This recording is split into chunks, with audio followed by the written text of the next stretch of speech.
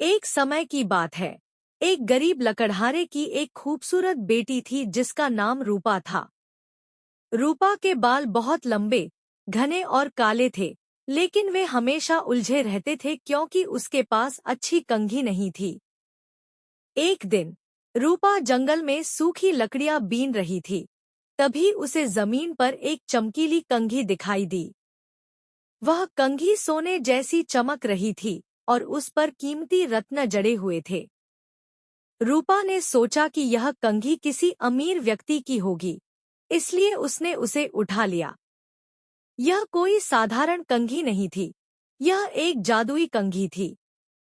रूपा जब भी इस कंघी से अपने बाल संवारती, तो कंघी से सोने के सिक्कों की वर्षा होने लगती थी।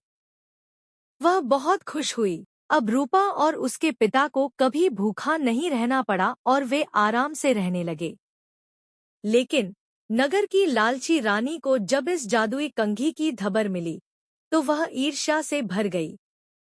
रानी ने अपने सैनिकों को भेजकर रूपा से वह जादुई कंघी छीनने का आदेश दिया। सैनिकों ने रूपा को पकड़ लिया और कंघी छीनकर रानी को दे दी। रानी ने सोचा कि अब वह दुनिया की सबसे धनी रानी बन जाएगी। उसने तुरंत अपने बाल खोले और कंघी से उन्हें संवारना शुरू कर दिया। लेकिन जैसे ही रानी ने कंघी अपने बालों में लगाई, सोने के सिक्कों की जगह बड़े-बड़े नुकीले कांटे गिरने लगे। ये कांटे रानी के सारे शरीर में चुभ गए और उसे असहनीय दर्द हुआ। रानी को तुरंत समझ आ गया कि यह कंघी केवल नेक और साफ दिल वाले व्यक्ति के लिए ही सोने की वर्षा करती है। रानी ने अपनी गलती मानी और शर्मिंदा होकर रूपा को कंघी वापस कर दी। रूपा ने अपनी कंघी वापस पाकर फिर कभी उसका लालच से इस्तेमाल नहीं किया और वह अपने पिता के साथ हमेशा खुशी-खुशी रहने लगी।